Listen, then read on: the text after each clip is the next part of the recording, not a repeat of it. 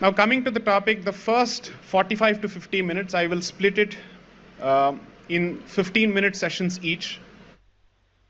The first touching upon certain aspects of what I believe is applicable from Ramayana to our current day perspective, challenging certain established notions, and given who I am, also making the discussion as uncomfortable as possible. The next 15 minutes will be spent in trying to present the downfall of the European civilization based on Ramayana as an example. And the last 15 minutes will be spent showcasing perhaps a model that comes closest to the model that we wish to replicate, although there are significant ontotheological differences, showcasing the strength of their establishment as well as the weakness that the strength has now become, which is the Israeli model. All of this from a Ramayana perspective. And then finally making a case, perhaps with 5 or 6 suggestions as to what I think that the Bharatiya state must do, or rather the Indian state must do, to set the ball rolling towards a transition to a Bharatiya state. Those are perhaps the high-level points that I will be touching upon. Now, when you take a look at, let's say, Ramayana as a scripture, as someone who has no training in that, based on, I'd say, limited first-hand reading, largely second-hand consumption through conversations and through, let's say, pieces about Ramayana more than the document itself, I understand that the document has perhaps about 1100 references where dharma as a word is used. And obviously, dharma being an expansive concept is capable of multiple interpretations. So in certain instances, it takes the form of jati dharma or varnashrama dharma. In certain situations, it seems to take the form of the duty of a son to the father. So in the form of dharma in the context of interpersonal relations. And then, of course, there is the element of Rajadharma. Although this epic and this Mahakavya and this Itihasa is specifically dedicated to the journey of one particular individual, I am not interested in the Bhakti element from a lawyer's perspective. Because I'm looking at it primarily from the perspective of someone who's interested in understanding the contribution of Ramayana to contemporary statecraft. So I'm not going to apply the concept of Bhakti when I look at it through this particular prism. And when you keep the element of Bhakti outside, then the only document which I'm willing to treat as authentic source is not the secondary derivative works of Ramayana, but the primary source itself, which has to be Valmiki's contribution and not any other document. Because the first job of a lawyer is to approach any argument from the perspective of primary source and first evidence. What is the origin? What is the Gangotri? And the Gangotri has to be Valmiki Ramayana and not any other form of Ramayana.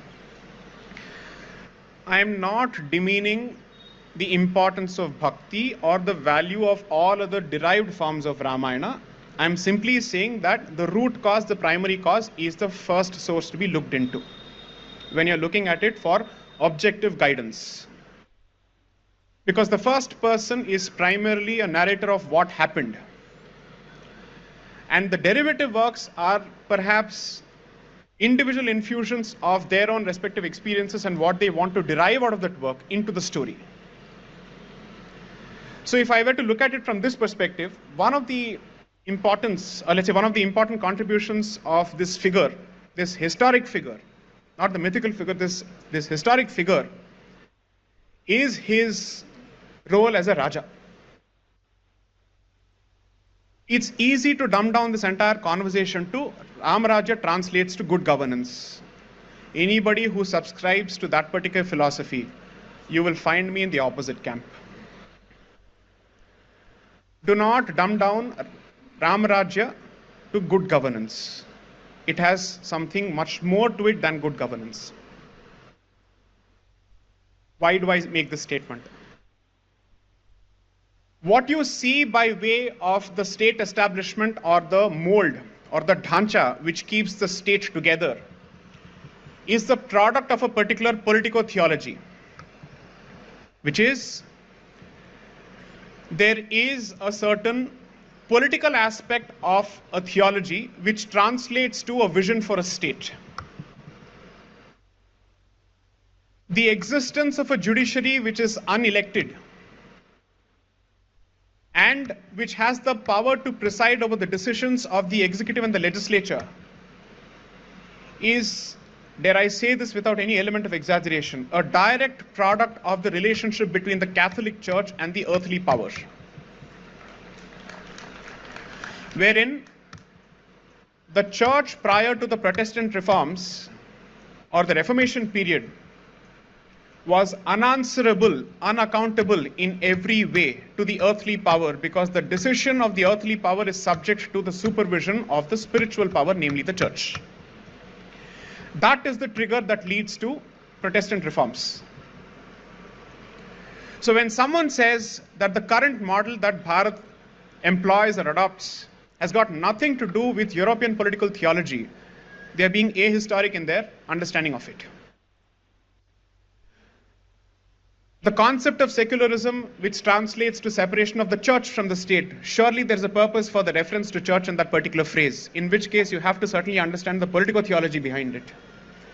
Why would secularism translate to separation between the church and the state if it had nothing to do with Christian theology in the first place, or Christian political theology in the first place? Now, on a daily basis, we get to hear that the problem with Indian politics is the fact that religion and politics are constantly mixed, and that admixture is the reason for the confusion and the disharmony in our polity as well as society, is the statement being made. I am going to make the argument, the bane of this entire problem, or let's say the root cause, is the importation of secularism altogether and the separation of the church from the state. I am making the very clear argument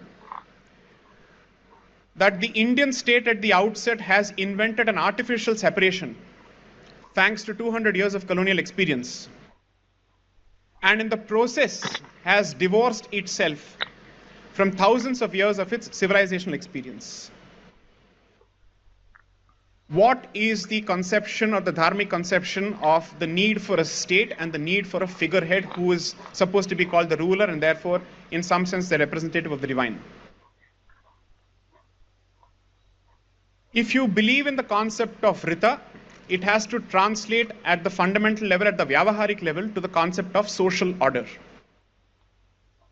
And therefore, you need someone who is responsible for the preservation of the social order. And that duty falls upon the Kshatriya Varna or the Kshatriya Varna.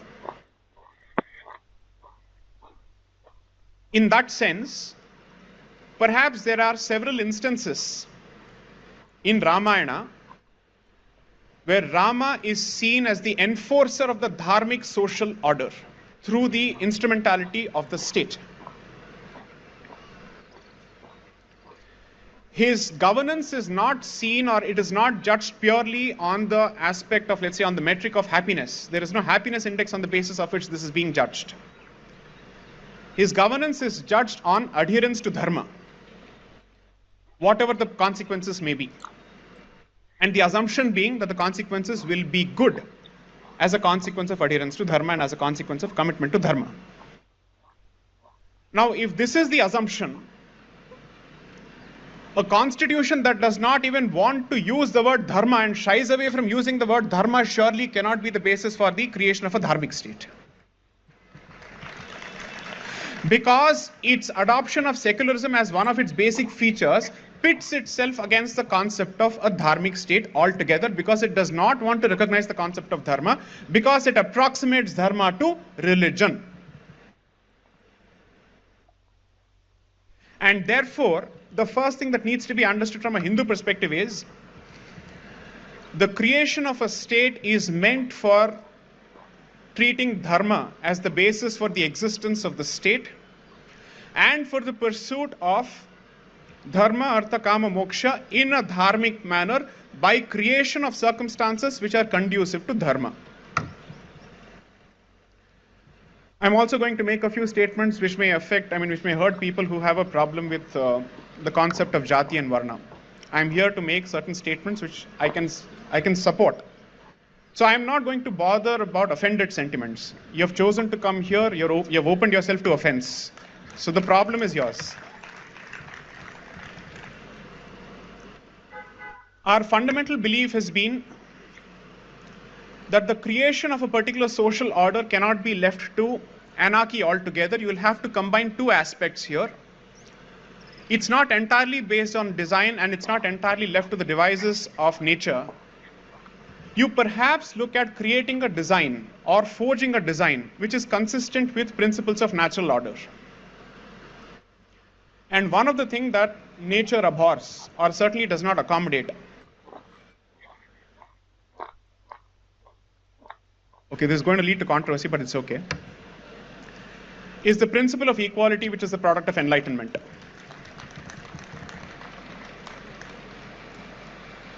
Enlightenment pushes an illusion and something that is unnatural, but which has become unfortunately politically correct. And to say anything against the established values of enlightenment leads to unnecessary ad hominem attacks.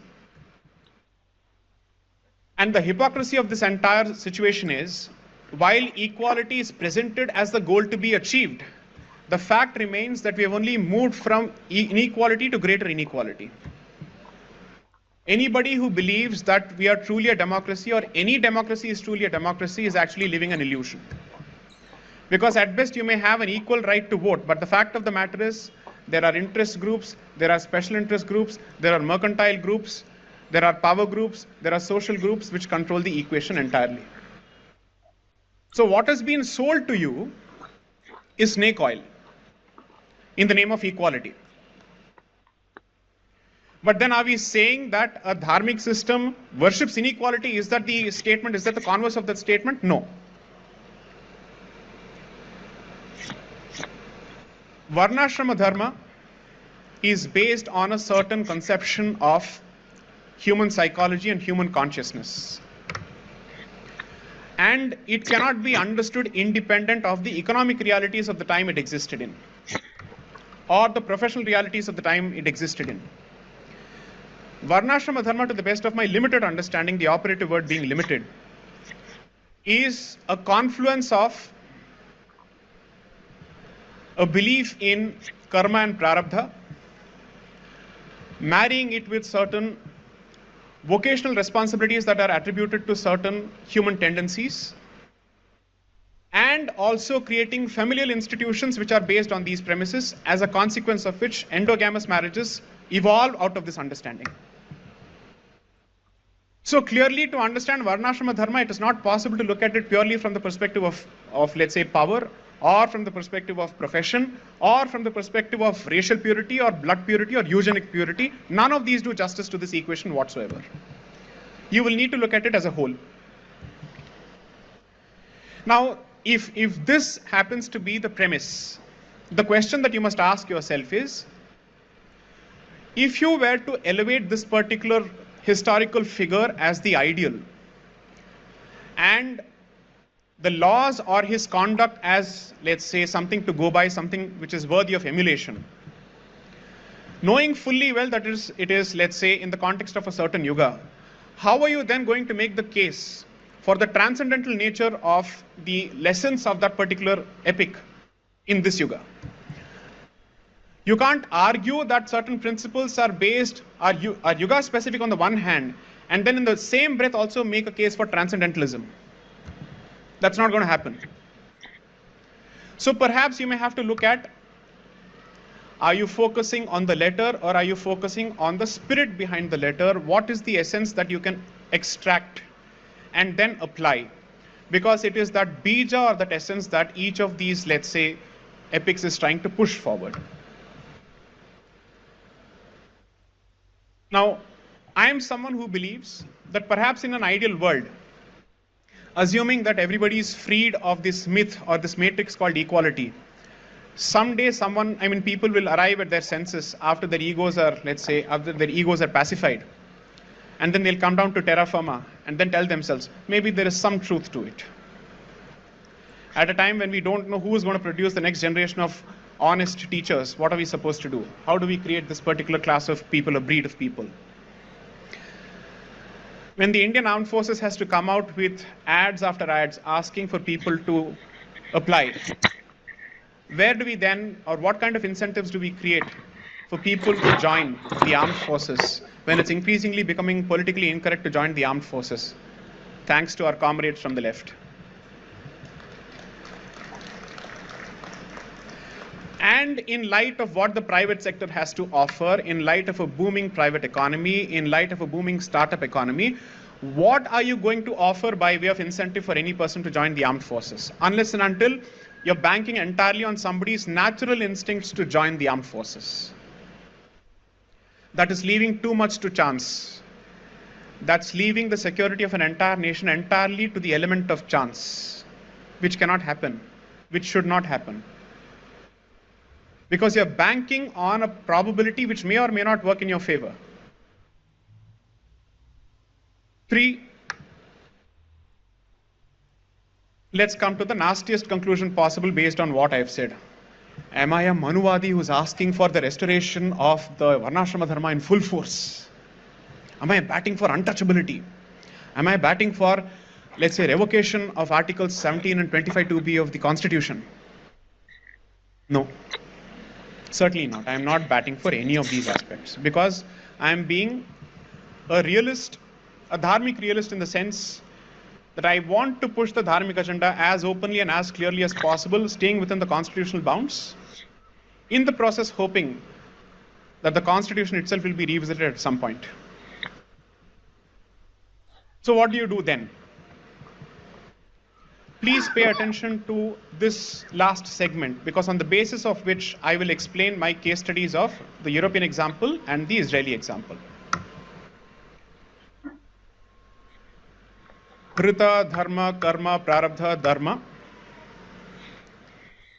There is an element of the trigonic calculation, as I call it, which means you're trying to understand Sattva, Rajas and Tamo, asking yourself, see, the best part is it's not trying to eliminate tamas, because it accepts it as the existence. It's a reality that you have to deal with. Which is, if you know for a force that if you know for a fact that a certain force is something that you cannot push back because it's unstoppable, the only thing that you can try and do is perhaps veer it away in a slightly different direction. So assuming that tamas is something that cannot be fully eliminated, and importantly, it has a role to play in times of war. Rajas has a role to play in times of war. Sattva has a role to play to keep Rajas and tamas in check, to prevent mercantilism and tyranny of power and the tyranny of the muscle in check. Then how do I make sure that I create a calculus which has an institutional pushback between the three? How do I do that? Now, the first thing that you have to do when you start this argument is, going back to my point of equality, accept the fact that Sattva is the ideal. Once you accept the fact that Sattva is the ultimate goal to veer towards or to move towards, you have accepted a hierarchy of qualities. If you accept the hierarchy of qualities, you have no other option but to accept the hierarchy of people showing those qualities. As a consequence, you will never be able to make the argument that although everyone is deserving of respect, I will never be able to make the argument that everybody is equally deserving of equal respect. I'm sorry to say that. Not something that's going to happen. It's one thing to say that some person must be respected because he too is a human being. But that's the Christian way of looking at it. We are basically saying you must respect a being, human or not. That's our position. They have learned the value of other beings after these cat videos and dog videos. We know it long before. That is an arrogant statement I'm happy to make, without a problem. Now, once you accept this hierarchy, then you say, okay, what do I do? How do I create a functional model where I also set a certain yardstick or a golden standard for everybody to work towards?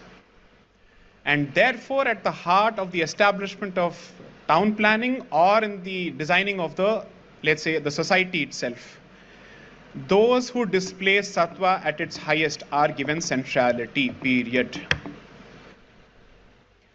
And therefore, the design of a state or a city revolves around the temple for a specific reason.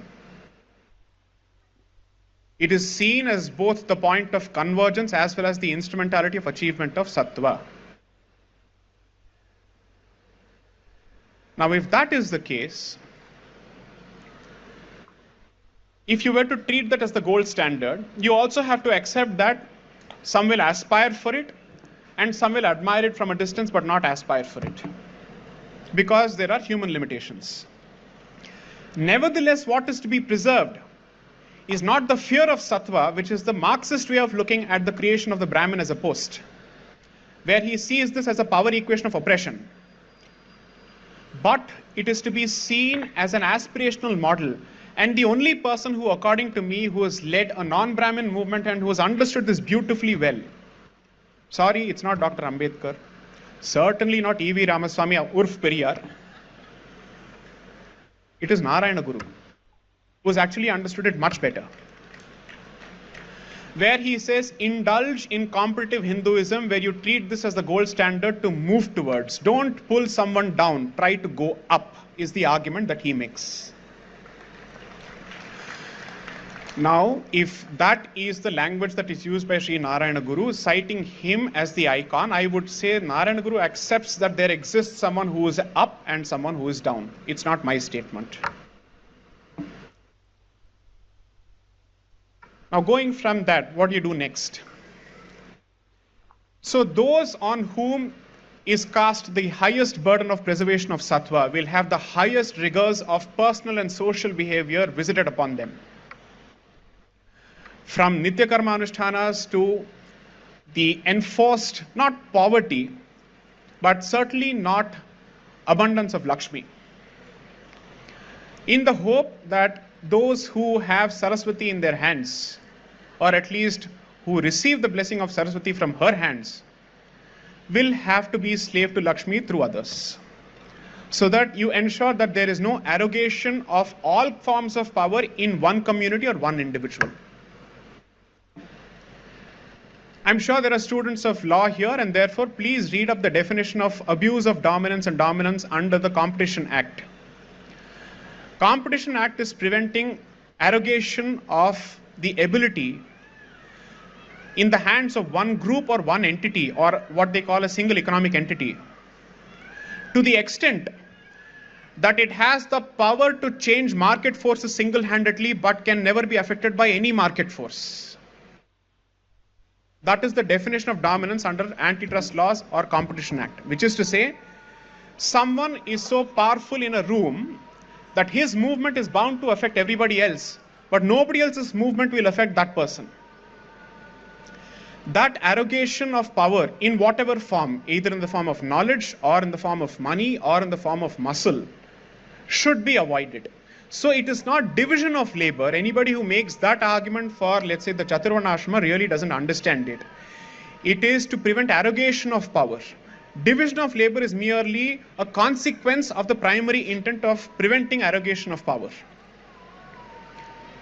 So you have very clear nitya karma, let's say, or let's say more than nitya karma, what is it that you're supposed to follow if you're following a certain vocation? These principles are being observed. Now, clearly you're looking at a structure. So let me also make the additional point. And therefore, V4 to V3 to V2 to V1, everyone is expected to understand this. And V1 also must understand, protect the Veda as much as you want, but your next meal is dependent on everybody else. Period. Operate with that sense of realistic humility. So there is a certain element of balancing of egos also. Should you choose to do this, what you effectively create is a structure which is designed to protect the core. And that Bija Raksha is what this entire structure is designed for. That Bija Raksha can be treated as knowledge, or it can be treated as a spiritual inheritance. And if you are a believer of how all-pervading the Veda is, then you have to treat Veda as the most fundamental basic science from which comes all applied sciences. That is one way of looking at it. Which is to say, there is no art form, there is no form of pursuit of knowledge which can be completely divorced from the Veda, is the belief of Vedic practitioners at the very least. And I happen to be someone who believes in it, even though I am not anywhere close to the pay grade of those practitioners. As a beginner, I subscribe to it, and that's precisely why I'm looking forward to being trained in it. Now, whether my prarabdha actually allows for it, that is for the gods to decide. Now, when you have this structure, the question that you will then ask yourself is, fine, it made sense at a certain point of time. If according to you, this structure was so fantastic, why did it crumble? What were the fail-safe mechanisms that they put in place? Allow me to say this. You can either take a defeatist version of history, or you can ask yourself if there is a certain continuity between something that was practiced 2000 years ago and today. Despite these invasions and colonization, wouldn't you say that Bija Raksha has actually succeeded to a significant extent? You're only looking at the physical destruction that has been caused. But the fact that there is a knowledge code that manages to actually present itself and duplicate itself in the very way it existed several thousands of years ago is proof of the fact that it has survived. No wonder all these people want to plagiarize it in the name of calling it Kutanulu when it comes to Bharatnatyam or whatnot. So if I were to look at it objectively, the core purpose of the existence of the system and its foolproof mechanisms have been tested in a very withering and rigorous manner as possible through these multiple waves of barbaric invasion and sly proselytizing colonization. And still it has survived. So the system has seen a marauding tiger, it has also seen a slithering snake, and it has survived.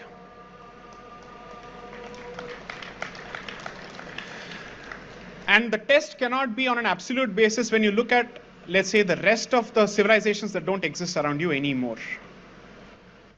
None of the civilizations existed, and here I will specifically credit Sri Pankaj Saxena for pointing this out brilliantly, wherein he said, I think almost every civilization has managed to create its own versions of V2, V3, and V4 out of practical necessity, which is the Kshatriya, the Vaishya, and the Shudra. But the genius of the Hindu civilization lies in creating the knowledge core through the creation of the Brahminical position. And that is what has actually ensured two things. Continuing Hindu consciousness. Two, continuing civilizational continuity across the country. Otherwise, you're actually looking at a situation where people are looking at propping sub-identities at the expense of the Dharmic civilizational identity by killing the Sanskritic identity and giving all other sub-identities precedence over the Sanskritic identity. That is the game of the Dravidianist hooligan and thug.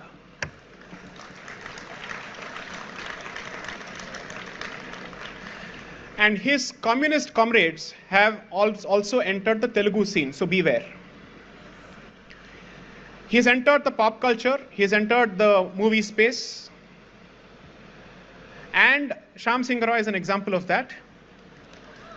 And he is now moving in the direction of the Kannada industry, because Kerala is already in their hands.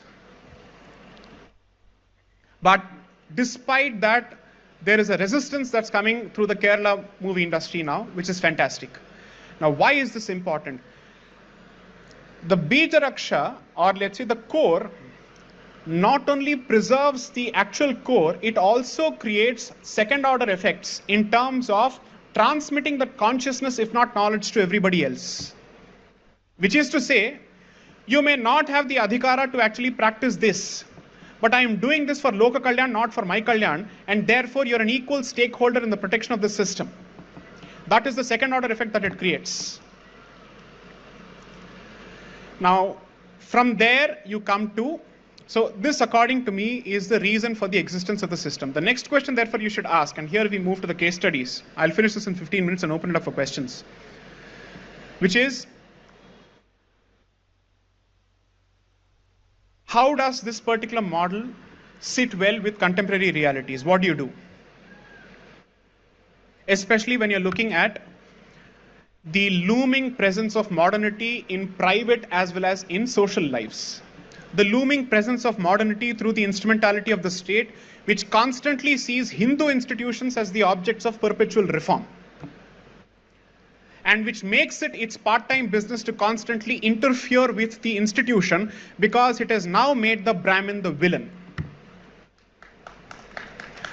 A specific designation or a post that was created as an aspirational model has become a hate figure across the board. From the communist to the Khalistani, the Brahmin is the snake who needs to be killed and the Dravidianist is waiting first in the line. I couldn't have made any of these points in an academic sense without telling you that these are the practical implications of, let's say, diluting that core. Allow me to also tell you something else, which is, if you treat this as a knowledge tradition, what I think the genius of the civilization is in to say, there will be certain institutions where this particular Varna or Kula will have certain primacy, and there will be certain other institutions where it will not have the primacy. And in those institutions, even if you're a Varna by Brahmin or Jati, it doesn't make a difference. You are second in line to the person who is meant to occupy that post, which is exactly why you have institutions where the Brahmin is not the priest. And it's not an exception.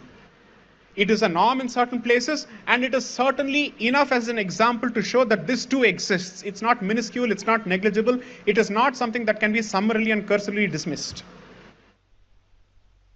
Now, when this happens, since Hindu Protestantism, which is the product of its interaction with Protestant Reformation-driven European colonization, the Hindu mind is looking for the equivalent of the Catholic priest in its own society when none has existed so far.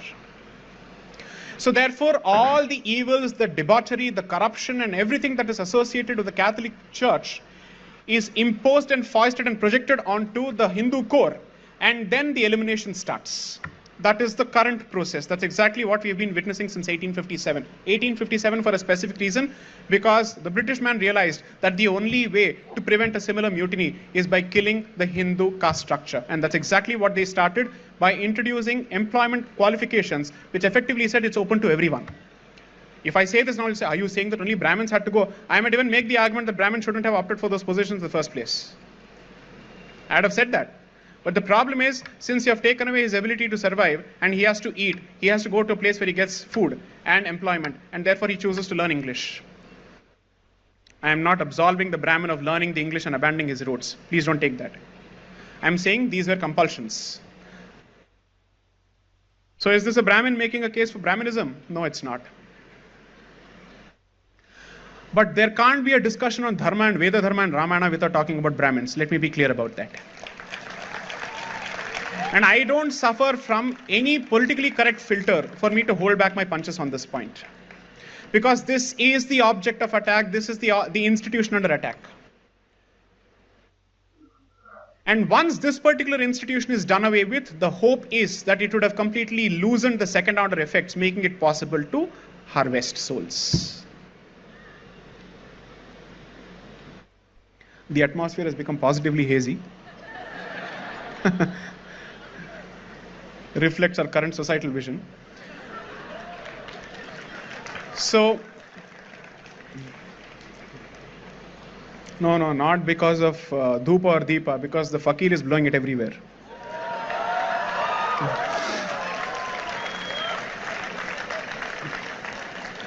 So the next question would be, how do you deal with this situation? Now let me give you an example from a European perspective as to how they were they single-handedly killed their own culture.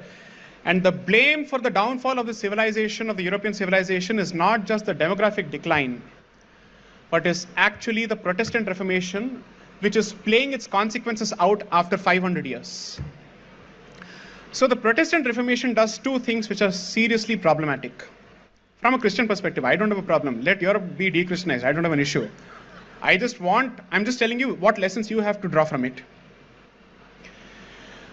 And let's see if you're able to draw parallels between what happened then and what's happening now, or what's been happening for the last 150 to 200 years. They said, pedophile, corrupt, uses the church for all sorts of activities, oppressive. Marxism is not a deviation from Enlightenment or Protestant Reformation, it is a product of it. It has the same Abrahamic template. You're with us or against us is the language of the Marxist as much as it is of the Abrahamic faith system. It's not a mere coincidence. Now, when they do that and they say, look, do away with Christian rituals, do away with these Latin rituals. What is the importance of Latin in Christianity? Why are we actually clinging on to it? You should be able to, let's say, speak or perform Christian liturgy in other languages. The centrality of Latin must be killed. Focus more on spirituality, kill away or do away with rituals. Because you see, spirituality is everything. Rituals play no role whatsoever in spirituality. And historical or not, Jesus' attack on the rabbis is used as an example to basically attack rituals, to say he focused more on the essence as opposed to the rituals and the institution. Therefore, that becomes the basis. Third, democratize religion and take away the power of religious elites fully. And therefore, you don't need a specific church or a place for convergence. And that takes away the power of congregational prayer, it takes away the power of sense of community, and that starts a certain ball rolling, which has now come to a point where European Christian churches are now museums or are becoming mosques. We are not in the race yet, we should be. Africa and Europe, according to me, is up for grabs. We should be jumping into the picture. Now, once you start doing this, you're looking at a hollowed out European civilization that doesn't know how to respond to the rising religion, the fastest rising religion in Europe. Its brother from Middle East. It has no clue how to deal with it. Because the Ashraf core has preserved its position, and the insistence on the Sharia is as militant as it gets. Much more than you can imagine. No truly Manuvadi princely state even did that. If at all there was a truly Manuvadi state ever. Because the difference is Sharia expects compliance, Shastras provide guidance.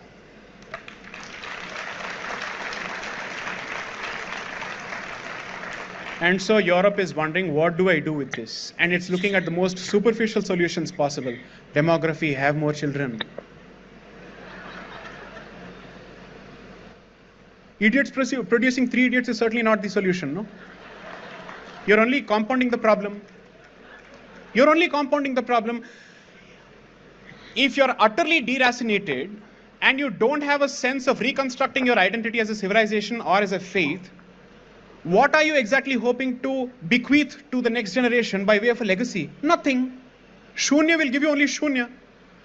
What are you going to deliver from that? So am I the Hindu Mujahideen, as some people accuse me of? No. We have better words. Please don't use Mujahideen. I'm okay with the role, not with the label.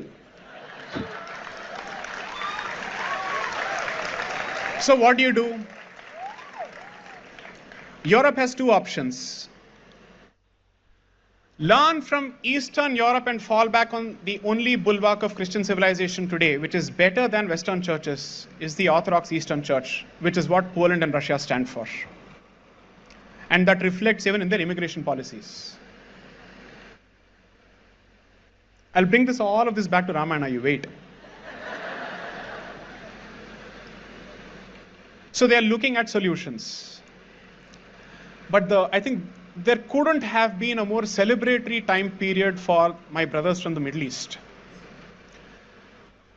Because Eastern Orthodox Church and the states which keep it up are fighting the West.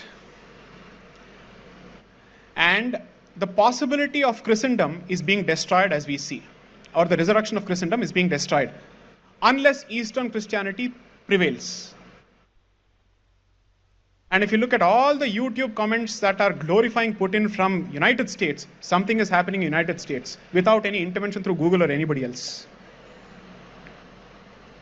Americans are stupid if they think that Russians actually need to intervene in their elections. Socially, they are so leaderless and rudderless and rootless that they're looking for leader-like figures anywhere they can get. Our Modi ji being no exception to it.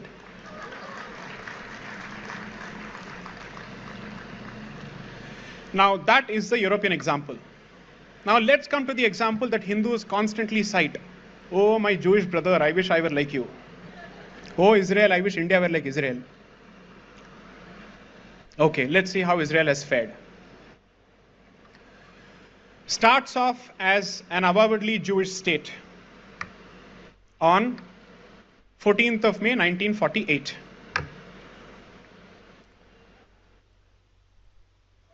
Our myopia is that we focus only on that. We don't focus on what happened and what is happening subsequently. Because we keep saying, he has done something that I should have done in 1947. So here's the interesting aspect of the Israeli society now. I've given this example before. It has an ultra-Orthodox core, which perhaps comes closest, not theologically, from a structural perspective to the practicing Vaidika Brahmin. And the socio-economic indicators of the practicing Vaidika Brahmin and the ultra-Orthodox Jews are almost the same. They live in poverty,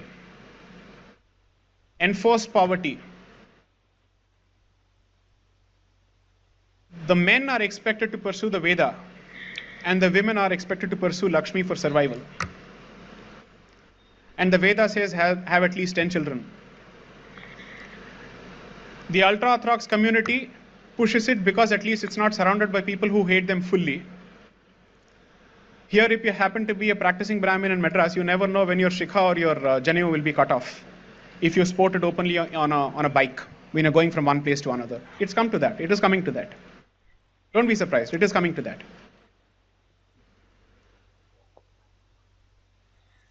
Now, the strength of Israel is the open declaration of its religious identity at the outset. But the declaration of the religious identity was done by Zionist nationalists who had nothing but anathema for ultra-Orthodox Jews, because they believed that the weakness of the ultra-Orthodox Jew is single-handedly responsible for the itinerant history of the Jewish community, because they did not have the Kshatriya spirit to stand up and fight back. So the ultra-Orthodox Jew is the object of hatred, disgust, derision, and contempt for the nationalist Zionist Jew, who is a Jew only on paper, but not in practice. Reminds you of an ideology here? Think about it. Now, what has happened is, a social contract is evolved between the ultra-Orthodox Jews and the rest of the Israeli state, where they're told, allow us to run our yeshivas, allow us to practice the reading of the Talmud, the Torah, allow us to keep this tradition alive, because this is what we have been commanded to do so. We have a covenant, a sacred covenant, which we can't run away from. A servant has the option of resignation. A slave does not have the option of resignation. We are slaves to the covenant. We are not servants to the covenant. Similar to the role of Padmanabhadasa from Travancore, the royal family of Travancore. Now, when they make this statement, they also say we are not allowed to pick up arms. That is something that we cannot. Even our Apad Dharma does not allow for it. And therefore, we will not contribute our children to the mandatory military conscription as a policy that the state of Israel subscribes to. That led to massive social tensions, saying, we are all contributing our children, our money, tax and everything. What are you doing? That's where Israel's founding as a Jewish state, which has no belief in the core of Judaism, comes to the fore, because it doesn't realize that they're reading the Torah and the yeshiva not because they can't pursue other professional spheres, but because they believe this is good for the followers of that particular deity. Which is to say, no one who is supposed to be doing all the yajnas or homas is doing it for himself. He is doing it for the benefit of the rest of us, and not just for Hindus, by the way. It is always meant for Loka Kalyan. And therefore, you are not going to be, you can't be mercantile in your question to them. What is the return on my investment in your community? Well, it is all intangible. It is social. The dividend is social in nature. Then the ultra-Orthodox community was forced to participate with accommodations for their prayer regime as part of the military regiments which were created. They were perhaps the only, I could be wrong, I'm not an expert on their politics entirely, I'm an avid reader of it, that's it. They were allowed to sport the thread that they're supposed to sport as part of their military attire. So while the howitzers are blazing, they're given an opportunity to pray while all of this is happening. They have to do all of that. But the problem is, the current state of Israel is producing heavily Christianized and secular Jews who see themselves as cultural Jews but not as religious Jews. That is the problem with Hindutva being presented as cultural nationalism with no Hindu component in it.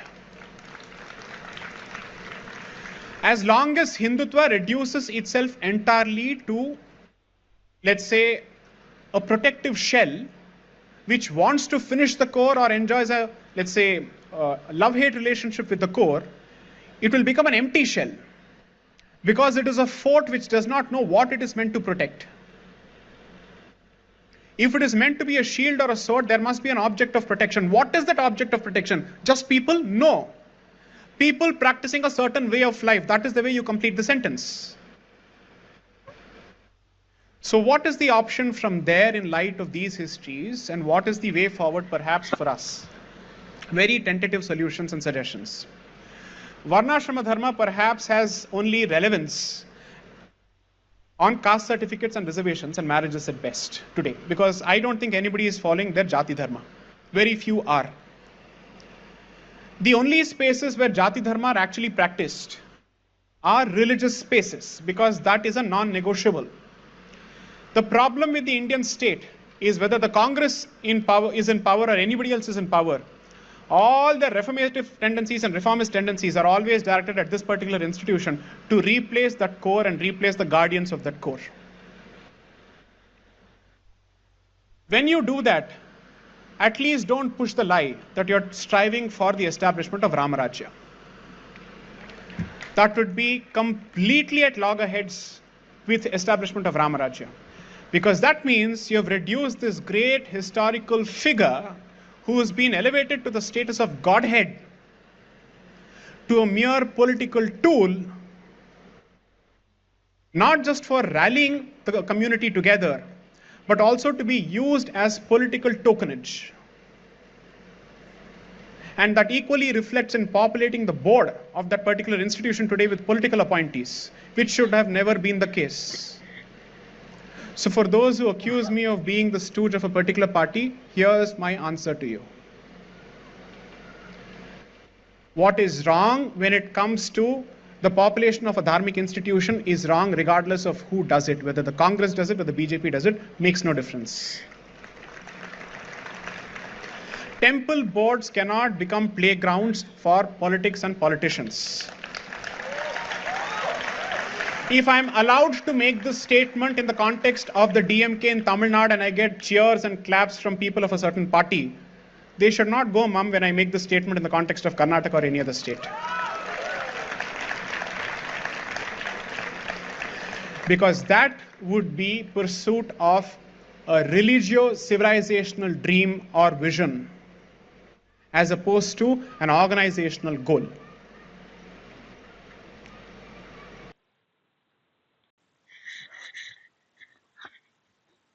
Priya in the audience? Oh, there's only one Priya in the audience? Oh, that's amazing.